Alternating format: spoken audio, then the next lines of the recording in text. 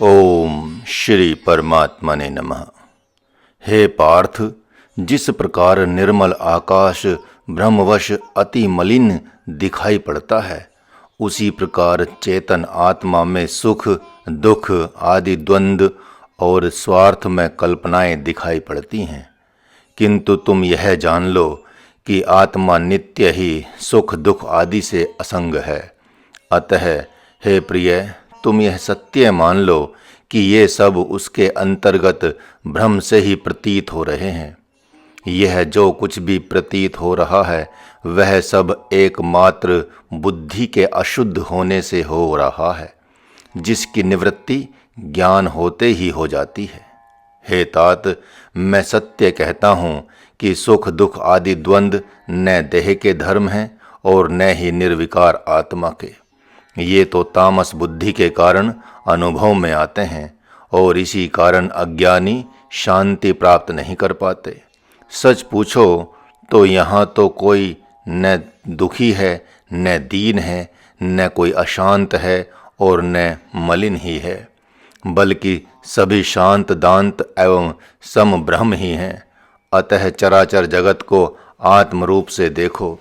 यह विशाल जगत ब्रह्म में उसी प्रकार दिखाई पड़ रहा है जिस प्रकार जल में तरंगे दिखाई पड़ती हैं। आत्मा और जगत न एक हैं न अनेक, मात्र भ्रम के कारण ही सभी अज्ञानी द्वैत पर अड़े हुए हैं। यह जगत बिना प्रकट हुए ही अज्ञानियों को दिख रहा है, अर्थात जगत का अस्तित्व नहीं होने पर भी वे कहते हैं कि जो दिख रहा है वह जगत ही तो है। ऐसा ही समस्त संत और मुनिगण भी लिखते हैं। इसलिए सब ब्रह्म ही है, ऐसा मन में निश्चय करो। मैं और जगत पृथक पृथक हैं, ऐसा विचार मन में मत लाओ। हे प्रथापुत्र, तुम्हारे शुद्ध चित्त में न शोक है, न मोह है, न द्रोह है, न राग द्वेष और न ईर्ष्या ही है, क्योंकि न कोई जन्म लेता है न मरता है। इसलिए हे प्रिय, तुम सदा एकमात्र सम शांत ब्रह्म ही हो। इसलिए ऐसे निंदित शोक संताप को त्याग कर अपने सद्गुणों से तुम सबको आनंदित करो। धर्म युद्ध का त्याग करते हुए तुम शोभा नहीं पा रहे हो, अतः मेरे कहने से ऐसा शोक संताप त्याग दो। एक बार प्रभु श्री राम ने अपने गुरुदेव ब्रह्मऋषि वशिष्ठ के चरणों में सिर झुकाकर प्रणाम करते हुए पूछा, हे प्रभु, यह सारा दृश्यमान जगत सत एवं शांत है, तब तो कभी भी इसका नाश नहीं होगा, क्योंकि सत का कभी अभाव नहीं होता और केवल दर्शन मात्र से संपूर्ण आसक्ति रूपी मल को धो डालता है। किंतु यह जगत असत एवं दोष देने वाला है, अतः सत है। यह बात मेरी समझ में नहीं आ रही है। हे सर्वज्ञ, फिर यह भ्रम कैसे जाएगा जिससे मैं पुनः जगत रूपी खाई में न गिरूं तथा आपके ही समान गतिमति वाला होकर आत्मरूप हुआ जगत में विचरण करूं। ऐसा सुनकर परमार्थ के ज्ञाता महर्षि वशिष्ठ हर्षित हो गए और अत्यंत मधुर वचनों से आत्मज्ञान को प्रकट करते हुए बोले, हे राम, आप परम उदार हैं, अतः मैं संतों, श्रुतियों एवं वेदों के सार को कहता हूँ। सुने, जिस पदार्थ विषय वस्तु आदि की सत्ता है उसका किसी भी काल में नाश नहीं होता। ये जो पंचभूत पृथ्वी जल अग्नि वायु और आकाश हैं वे मन में ही प्रतीत हो रहे हैं, बाहर तो है ही नहीं, जिसका अपने अथवा अज्ञानियों के व्यवहार के लिए जगत नाम रख लिया गया है, परंतु यथार्थ में यह दृश्य वर्ग अनाम ब्रह्म ही है। यह जगत परमार्थ रूप से पूर्ण है, अनुपम है तथा जिसका कोई अन्य अर्थ नहीं है। जो हमारे सामने दिख रहा है वह अजर अमर एवं अव्यय ब्रह्म ही है। यह शांत जगत शांत ब्रह्म में उसी प्रकार स्थित है जैसे आकाश में कोई दूसरा आकाश प्रकट हो गया हो। इस प्रकार ब्रह्म में ही ब्रह्म प्रतिष्ठित होकर भास रहा है। अतः यह दृश्य प्रपंच न सत है न असत ही है। मैं सत्य कहता हूँ कि जहाँ न दृष्टा है, न दर्शन है और न ही कोई जड़ चित्त है जिसका सत से स्पर्श होता है। हे राम सुनो, एक ब्रह्म ही है जो सत चित्त एवं शांत स्वरूप वाला कहलाता है, जो सारे जगत में व्याप्त है। वह सगुण भी है, निर्गुण भी है और निराकार भी है। सृष्टि के आदि में तो जगत प्रकट हुआ ही नहीं, इसलिए जगत की सत्ता है ही कहाँ। जैसे स्वप्न लोक में भासमान ग्रास नगर आदि का मन स्वयं ही संकल्प कर लेता है, उसी प्रकार यह जगत इस मन से वैसे ही उत्पन्न होता है जैसे जादूगर की इंद्रजालिक क्रिया द्वारा तन धन आदि प्रकट होकर दिखते हैं। इस प्रकार सृष्टि के आदि में तो मन भी प्रकट नहीं हुआ है। यही कारण है कि उसे दृढ़ता के साथ असत कह रहा हूँ। मन का स्वरूप कल्पित एवं असत है, इसी कारण यह जगत भी सत स्वरूप नहीं है।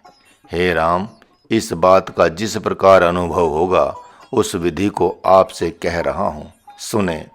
मन भले ही असत है, किंतु यह ऐसे जगत की रचना करता है कि वह सत जैसा ही प्रतीत होता है, जिससे सारे लोग कठपुतली की भांति नाचते रहते हैं। जैसे स्वप्न असत होने पर भी ऐसा लगता है मानो वहाँ सब कुछ इस जगत के समान ही है।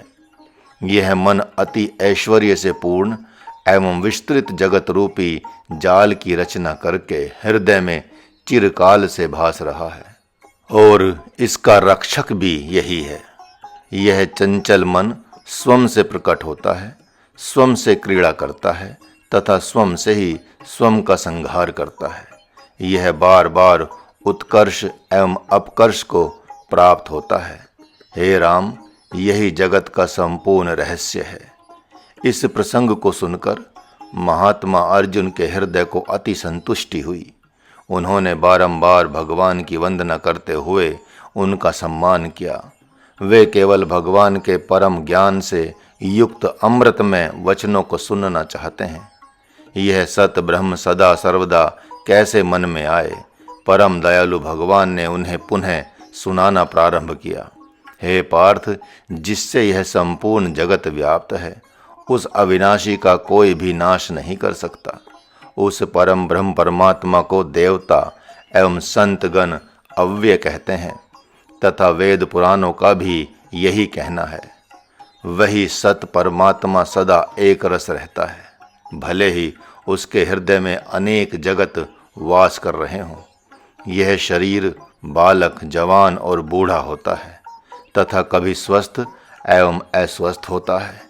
इस शरीर को अव्यय युक्त पंच तत्व से बना हुआ कहा जाता है। प्राणों के निकलते ही वे सारे तत्व पृथक पृथक हो जाते हैं।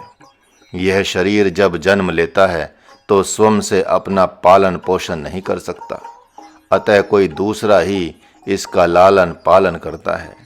यह स्वयं से तो मरता हुआ देखा ही जाता है, किंतु अन्य के द्वारा भी इसकी मृत्यु होती देखी जाती है। यह दूसरे का कहना सुनता है, भले ही कोई बाहर से कहे अथवा भीतर से।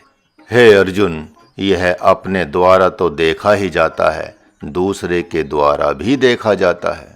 हे प्रिय, किंतु ब्रह्म में ये धर्म कभी भी वास नहीं करते, क्योंकि उसका तो ऐसा स्वभाव ही है कि वह स्वयं के संकल्प से प्रकट होता है। इस ब्रह्म का जगत में लालन पालन कौन कर सकता है, जिस पर समस्त ब्रह्मांडों के लालन पालन का दायित्व है। ऐसा नहीं है कि कोई दूसरा कहे तभी यह सुने, तथा ऐसा भी नहीं है कि स्वयं से भिन्न कोई दूसरा हो जिसका यह चिंतन करे। अरे, सच बात तो यह है कि यह ब्रह्म अपने आप से अपने आप की सुनता है, अपने आप से अपने आप का चिंतन नित्य करता है, अपने आप से अपने आप में सदा गमन करता है तथा अपने आप से ही अपने आप में नित्य क्रीड़ा करता रहता है। इतना ही नहीं, यह अपने आप से ही अपने आप का नित्य दर्शन करता है। इस प्रकार का आश्चर्य इस अविनाशी ब्रह्म में प्रकट होता है। निर्वयव अर्थात अनेक घटकों तत्वों के संघात से रहित होने से इसे मूढ़ पुरुष नहीं देख पाते।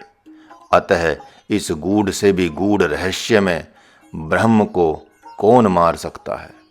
इस जगत में इसका कोई भी अपना नहीं है जिसके नष्ट होने से यह तुम्हारे जैसा शोक संताप करे। जिस प्रकार कोई विषपान करके स्वयं ही अपना नाश कर लेता है, उस तरह आत्मघात के द्वारा अथवा किसी भी तरह यह ब्रह्म नाश को प्राप्त नहीं हो सकता, क्योंकि वेद पुराण एवं संत भी ऐसा ही कहते हैं कि यह अपने आप में अक्रिय है, अतः क्रिया करेगा भी कैसे। हे संतो सुने, महाराज तो देख रहा है कि भगवान श्री कृष्ण चंद्र आनंद कंद भक्त अर्जुन से निर्गुण निराकार की स्थिति एवं स्वरूप का वर्णन करके स्वयं के स्वरूप को दिखाते हुए ऐसा संकेत कर रहे हैं कि मैं सर्वव्याप्त, अविनाशी, अव्यय, अलख, निर्गुण तथा परम अक्षर एवं एक होते हुए भी अनंत रूप वाला हूँ। कैसे? वह ऐसे कि इस समय ऐसा प्रतीत हो रहा है मानो समस्त वीर सैनिक पृथक पृथक समशांत आकाश रूप होकर भगवान श्री कृष्णचंद्र आनंद कंद के सामने खड़े हैं। अहो, इनका कैसा भाग्य उदय हुआ है। हरि ओम।